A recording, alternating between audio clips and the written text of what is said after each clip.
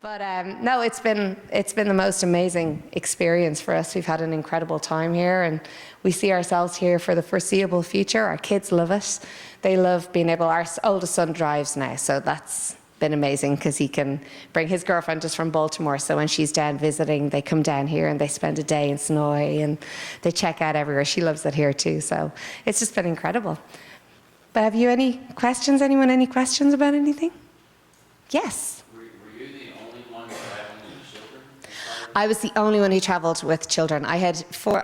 To be fair, the kids really were really good kids. They loved it. The two boys loved it. Ellie was a little bit more difficult because she was a terrible sleeper, so she'd cry all night, but she's a live wire during the day, so they all loved it. And I remember the crew and the band kind of saying at times, they were like, it's just a sense of reality on the road for them. So as much as I'd be walking around with my eyes down to my jaw at times, the crew would take them off and they'd have a great time. And a lot of crew that go out on the road have kids that they've left at home.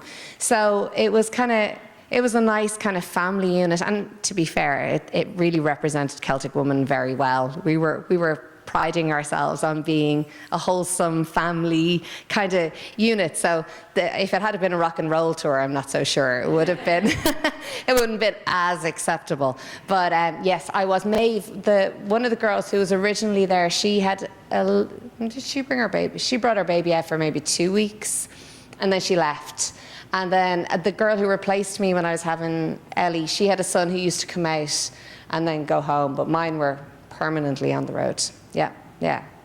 Yes? I don't remember, did you and Scott meet with Riverdance? We met the very first day I arrived in Riverdance. I came down to the bar and Scott was there in the bar and they were all heading out on a night out, and he was literally my best friend go-to from day one. He sat beside me the next day for the show because it was a matinee, and I think, were you injured? No? Well, I don't remember. I'm not very good with the story. So he sat with me, watched the whole show, and then just kept telling me where I had to stand. So that's where we met there, best friends. So Scott's Australian, he's from Australia. So I was blown away by the fact that there was an Australian Irish dancer in the show that I couldn't, and his parents. I know. I tried to put in the hand movements, you won't let me. But so we have met there. And Scott stayed in Riverdance then when I went to Celtic Woman, and eventually Celtic Woman headhunted him to come there to keep Lisa happy, keep Lisa on the road. I do. I have 3 boys and a girl. Cian, our oldest son, is nearly 17. We have a Jack who's nearly 15, and we have Ellie who's 11, and then we have Harry who's 7. 7. Yes, 7. Yes. So he's our live wire. He's our only American. I'm just going to say that. I can see the difference between the 3 Irish ones and the American child. I just look at him sometimes and I go, oh my goodness. But he's so funny. So he's kind of grown up here, and he's like American through and through. And our house is a very Irish household. Like we don't know any different. So, and the kids didn't leave. We didn't actually move over here till we moved to Peachtree City. So that was 2011. So Cian was born in 2002. So he was old. He was 9 when he moved over, and Jack was 7. So they still remember Ireland and the way. So we still keep it very Irish and everything. But Harry came home one day from school, and I call him Harry because that's how I say Harry. But he will come home and he'll go, well, in school I have to say Harry. I'm like, but if he's talking to me, he'll go, but it's Harry. And if he's like talking to my mum and dad, he'll say his name is Harry. But if he's around anyone from school, it's like he has to translate. It's like, Harry. And then we had the whole hands in my pants. And I'm like, what? So he has no Irish accent. Him and Ellie don't have much of an Irish accent at all. But the 2 boys learned very quickly that the women like the accent. So they have very much kept their Irish accents very strong. But it's just amazing to watch. The boys love it here, though. They really enjoy. Our oldest one, especially, he really enjoys kind of the whole safety aspect. And he's just come back from Dublin, being there on his own. He went to a soccer game, and the first text I got from him, he was like, "Oh, did you hear there was a stabbing?" I'm like, "Yes, well, it's a city, Cian. It's like, it happens. Wouldn't happen in Peachtree City." I'm like, "No, I know. Well, yeah, I know."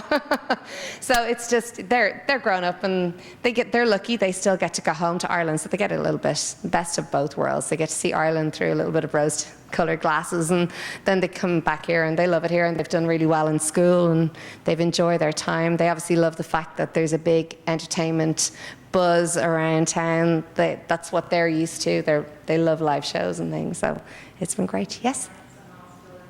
Yes, my parents, I have two sisters and my parents both in Ireland. Yeah, so I have a whole bunch of nieces and nephews at home. So that's a hard part of being away. He stays with my mum and dad, yeah. But my mum and dad come over and spend about 8 weeks a year with us. Every year. Yes, every year. Actually, it's 7 weeks because their health insurance runs out in Ireland if they're here any longer than 7 weeks. Yeah, it's crazy. So if they come over for any longer than 7 weeks, they're not insured anymore. If anything happens, whereas, and to be fair, both my parents have been sick, so they have ended up down in Piedmont, so it's worked out well for them to be covered, yes. Yes. What was your favourite place? It's so odd because there were so many, every audience is different that you go into. So there's so many different memories of places. Like we played Carnegie Hall the very first year, which my mum and dad and everyone in Ireland was like, and Chloe's mother was like, "Oh my goodness, my child's in Carnegie Hall." Now, to be honest, Carnegie Hall really didn't mean that much to me and Chloe at the time. We were like, "Well, it's Carnegie Hall." But it was amazing. However, the actual, the feeling of performing there wasn't great because it's really heavily union run, and we couldn't use our own microphones, couldn't use our own sound system. So to be honest, it wasn't a great experience. Whereas Radio City, you're like, that was incredible. It was, big lights, and if you're sort of Broadway was your thing, that's a huge place to play. And then we got to do all the Fox Theatre. So there's the Fox Theatre, obviously, in Atlanta is incredible, but the Fox Theatre in Detroit, if any of you have been, like, it's honestly, it's, no. No, you have the best Fox. St. Louis one comes close second, and Atlanta's is third. Atlanta I love because of the incredible sky, but it's nothing like the other two. The one in Detroit, they have the carpet all up, has these lines all over it as you go up, and the organ in the hall, and the incredible part about it is as you drive into the Fox, you're looking going, "Oh my goodness, what is this place? Like, where are we playing?" Because it is so run down. They're around, and I haven't been in years. I don't know if it's, have they changed it? Okay, so I haven't been there in about 8 years. So, is it? Because it used to be so run down. You'd be in the parking lot parked out there, and you'd have security walking you everywhere. But it's so beautiful. It's my favorite. So I have a soft spot for the theatres that you walk in, and it's so odd if you've never been backstage in a theatre. It's so strange. You can walk into those old theatres and there's a smell, and I don't know what it is, but it's just an old smell. You have the iron elevators that go up that you have to like pull apart, the old like Macy's ones, you have to pull them apart. And years ago when my granddad used to act, he used to have this tin full of those oil-based makeups that they used to use. Remember Max Factor? Max Factor used to have a stick. They used to have a stick, and you used to use the Max Factor sticks for your makeup because the lights weren't as good as they are now, so you have to cake it on. And they had this oil in them, and you can smell that when you go backstage in some of the places. And then the backstage has everybody who's ever been to that theatre signs the walls. So they put the name of your show up, and then you sign it. So when I went back with Celtic Woman, all the Riverdance ones were there, which is great. So when we opened our space actually up in Peachtree City, we couldn't afford to paint it at the time. So we were like, what are we going to do? I was like, I know. Every kid that comes in, let's get them to sign the wall. So we have this, my studio is huge. It's like as big as this room, and all the walls just graffitied with everybody's names on it. So we played the Greek Theatre in LA as well, which is fabulous, and Wolf Trap, which is a gorgeous outdoor venue. Like, to be honest, there really aren't bad venues in America. America's amazing. Once you're kind of at a level of doing a big audience, the venues are great. And then sometimes you go in, which would be a lovely break, you go in and do an arena and you'd have like the ice from the ice hockey underneath. That was cold.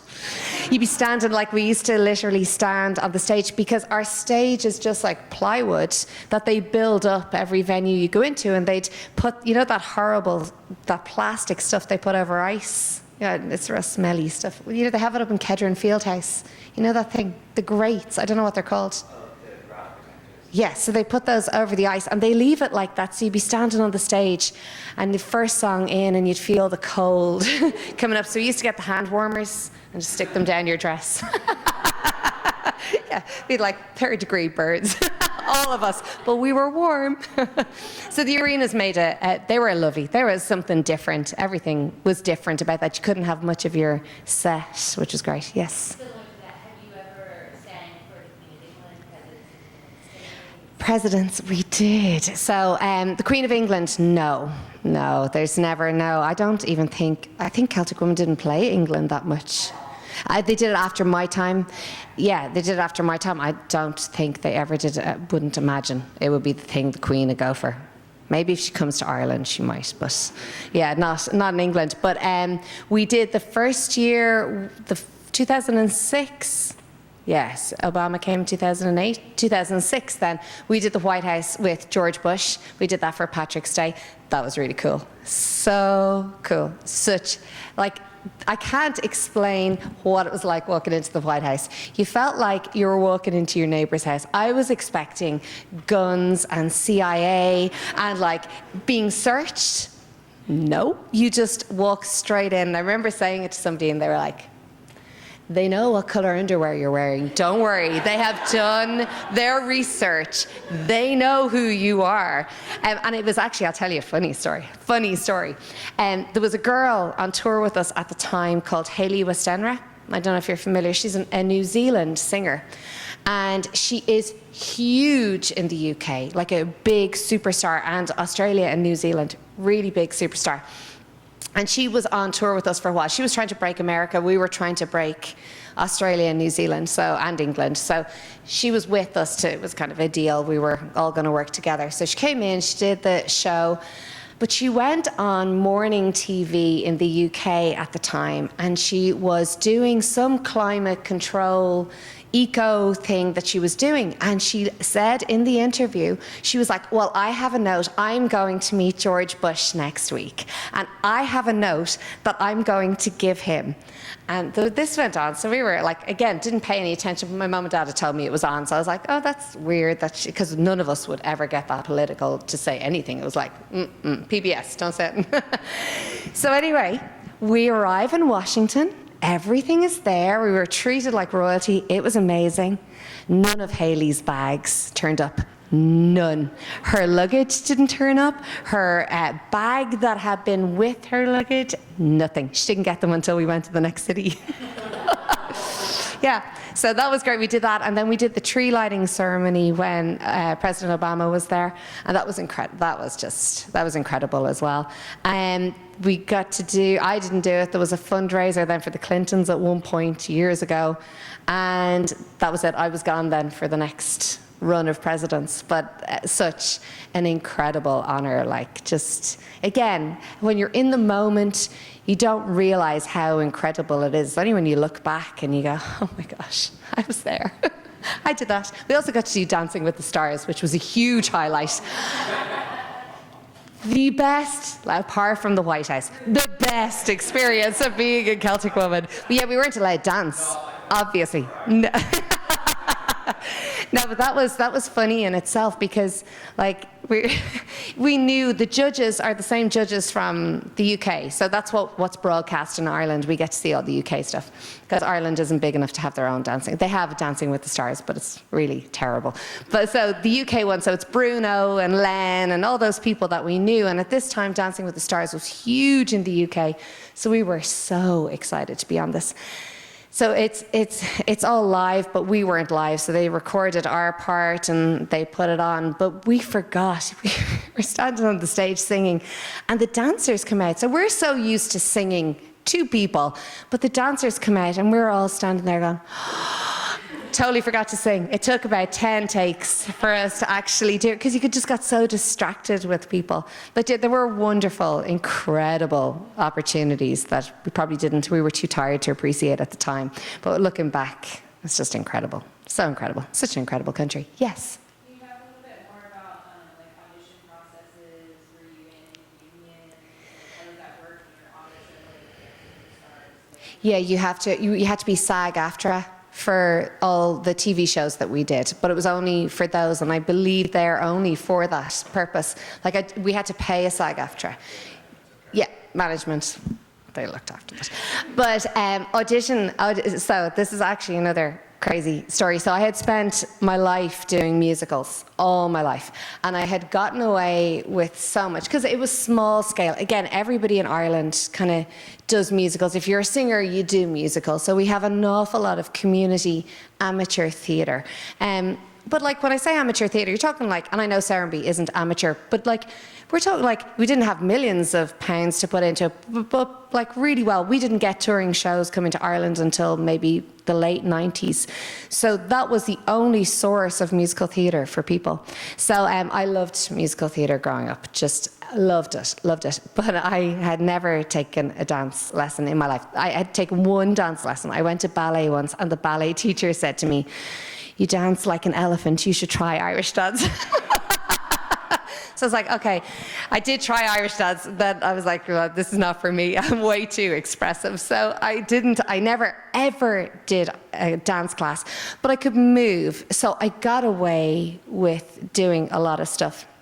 So this is actually how I got started in my career completely, because when I was 21, I had done a whole bunch of shows and again, gotten away with everything. And I decided there's this one, Guinness, you all know Guinness.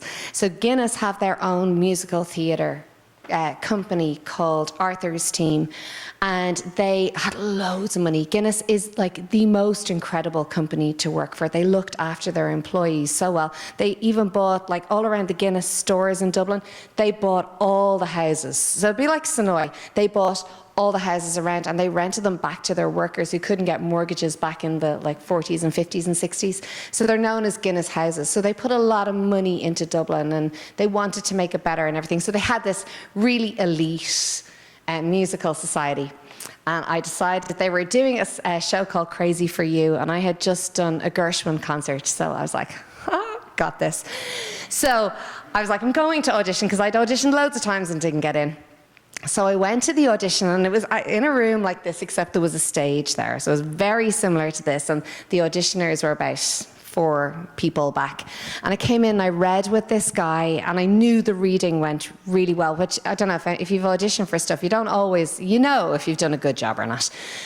That went really well. I sang the song, and I knew I nailed the song, and I could see on their faces, and they're all like, so this is amazing. So then they said, can you dance?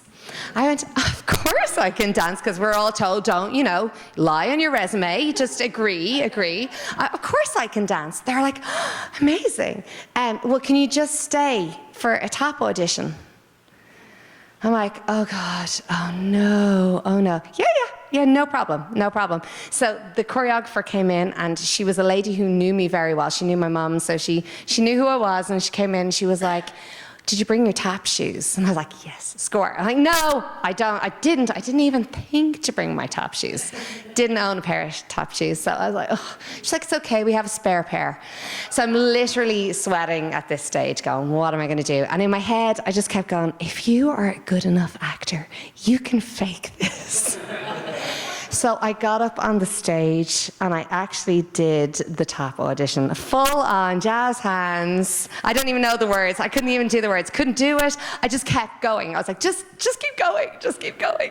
So the director, his name is Noel, and Noel came up to me and he said, you know what? You're not going to get the part because you can't dance. And I was like, I know. He's like, but I admire your tenacity. And I was like, oh, thank you very much. I was mortified, walked out of the place, and that was in May, and I got a call from him in August. And he was like, Lisa Kelly? And I was like, yes. And it's Noel McDonough. I was like, well, how are you? And he's like, I'm good. I've got a show that has no dancing in it. Would you like to be in it? And it was Fiddler on the Roof. So I was like, oh, okay. So he cast me as Huddle in Fiddler on the Roof there. And then he cast me in Oklahoma as Laurie, which I hated every second of it, but I did it anyway. I did Laurie. And then he cast me in Chess. And that all led to the lady who was in charge of the music for Riverdance came to Chess, asked me to audition for Riverdance. And I also got a pantomime in between. So from the August of that year, that was when I started. So I always tell the kids, just lie. Just tell them you can do it. Of course you can do it. But it really is. I mean, I say to the kids all the time, a lot of it, you know what, nearly all of it's luck. It really is. There's, you know, a little bit of talent thrown in there. You have to have the talent to back up the luck, but you have to have the work ethic. Like, you have to be prepared. And it's something I think is a little bit, because I deal with kids all the time, they get so sensitive. I said it to them today. I was like, lads, like, I can't do this for you. They've got a performance tomorrow. I'm in the middle of summer camp, so they have a performance tomorrow. And I was like, I can't learn the words for you. And you can't get upset if I tell you the words are wrong. They don't have to be right, but at least look present. At least look like you know the words, as opposed to just standing there like trees. Just like, you know. So there's a lot of that goes into it. You have to have a really hard shell in this world. You have to, and that takes a lot of time to learn, a lot of maturity to go, you know what, okay, you can tell me no, but I'm going to try a little bit harder. Yes? Well, I have to testify. Okay. As to your wonderful, wonderful spirit as a teacher, Lexi had the opportunity to take one of your summer classes. She did. And it was amazing. And they weren't trees. No, they weren't trees. No, they start off as trees. Their emotion and their Yeah. love and their dedication. It was like the first song, Tracy and I were standing there. But that's it. That's a huge part, and I tell them that all the time. It's like, it's not about being the best singer. I'm really not the best singer at all. It's really not. But it's making a connection or making people, and it's great. Like, when you come out of musical theatre world, you can't do that in musical theatre world, because you got the fourth wall, and you know, you're supposed to not know there's an audience there. So when you get to do something like Celtic Woman, all of a sudden you can acknowledge those people that are in the audience, and you can smile at someone and they smile back at you. And that's what I try to tell the kids. Unless you're in musical theatre, it's okay to look at people. And for the most part, I mean, 80% of the people that come to listen to you sing, they can't sing. They don't have a good ear. They're not musical. So all they understand is you telling them the story. That's all they can connect with. So having the kids like use their faces or use their hands, even if it's over the top, trust me, like, you give them an inch and they'll take a yard. I mean, honestly, some of the stuff that was going on there today, I was like, I feel like I'm in a Nickelodeon program. It's like, okay, let's dial it back just a bit. But just getting kids the confidence to know that it's okay to be them. It's okay to stand out there and tell a story. And we all look silly, but the funny thing is, the ones that are standing there afraid of doing it, the attention is always thrown on them from the audience because they look so different to everybody else. So everything they're trying to avoid doesn't work. So watching them grow throughout the week is just amazing. Like, the difference in the kids when you just let them be themselves, or let them know it's okay to look silly or to be foolish. All those kind of things are just amazing. That's why I love teaching so much more, because you see results. Thank you very much. Thank you. I do. I have 3 adult classes. I have my 2 ladies classes. I have one on a Monday, one on a Saturday morning. And then I have my men's class on a Thursday evening. They're just the best fun. They're hilarious. I've like all different ages. I have boys in there that are 15, and then I have Steve, who's well into his 70s. I don't know, Bob is older. Bob is older than Steve. So we have a great mix, and it's so funny, even watching the younger ones with the older ones. Just brilliant. Great. Yes, we do. We teach all ages, all ages. Any other questions? Yeah.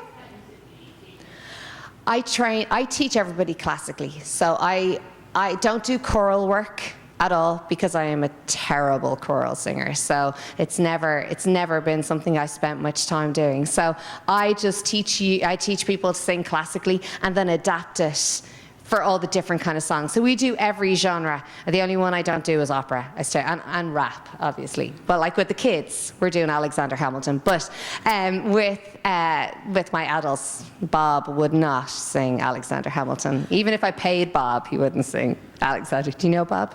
Do you know Bob? Yeah. Bob would never sing it. So yes, my men's, he just wants to sing 1940s music because apparently music died when the Beatles came to America. So Bob and I disagree on a lot. But he's wonderful. He's wonderful. Yes, you had a question? Well, I've had the opportunity to see 3 of your 4 children dance. Yes. I wondered if any of them sing. They do. They all sing. Yes, they do. And they're all very different. And our oldest one has like an incredible ear. He knows every single song from like 1970s onwards. He just has this incredible brain that just picks up music. He will not sing for anybody, but he has a gorgeous voice. Then the second one, Jack's our kind of all-rounder. Jack can do everything. Jack's the life and soul of the party. He's like Mr. Social Butterfly. I called him the Pied Piper today because all the kids at camp are just sitting beside him. He's 15. And this little girl, Grace, who's just moved over here she's from California, but she's Australian born. She was crying out at the front yesterday when she was going home, and she's only 7, but she'd been hanging out with Harry the whole time, my other son. I was like, what's wrong with you? She's like, Jack doesn't want to come over for a play date. Well, Grace, like, he's 15 and you're 7. It's like, so he can sing as well. And then Ellie's a great singer. Probably out of the 4 kids, Ellie is the super quiet one. She's quite shy, quite reserved, but put her on a stage and she is like, I am here, I've arrived. She loves it. And she's been like that since she was a kid. She's always been like, she could copy all of us in Celtic Woman down to us spraying our throats before we went on stage. She used to pretend she was singing and she'd go, and then start. And she was 2. You're like, oh gosh, it's a good job we weren't doing shots beforehand. Any other questions? No?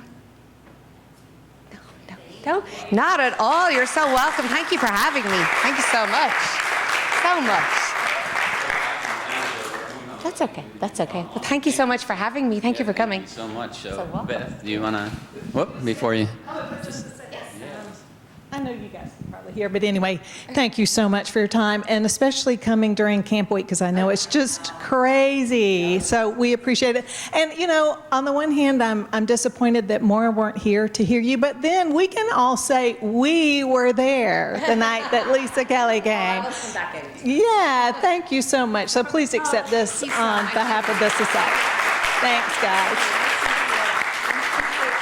Just real quickly, if I can, I mentioned our July program, so please come on July the 11th. That'll be the second Thursday, and we'll talk murder and mystery. And then in August, that evening will be August the 8th. We've got Chef Hillary White will be coming. You may not know her. She's from Bistro Hillary, and then now Jimmy Pomodoro's, the new Italian restaurant. Hillary was born and raised in Ohio and then went to Culinary Institute of America in New York City. She ended up in Atlanta as the first female executive chef of the Buckhead Group. So she's such a fascinating person. We'd love for you to come and join us on August the 8th as well. So thanks so much, and I'll give it back to Evan. Well, thank you again to Lisa. Thank you so much for sharing your story, your life. It's really good to hear the history and how you ended up here in Georgia. So we appreciate you being here. Remember, it will be on YouTube, so if people that missed it, you know, we'll get it edited and put out there, and a link on our website. Don't forget to purchase Tea Party tickets. I call it Tea Party. You know? Tea Party tickets from Shauna. You've got another day, so please get those, and of course join us for our next programs. We appreciate you coming out tonight. Thank you so much, and again, thanks once again to Lisa Kelly.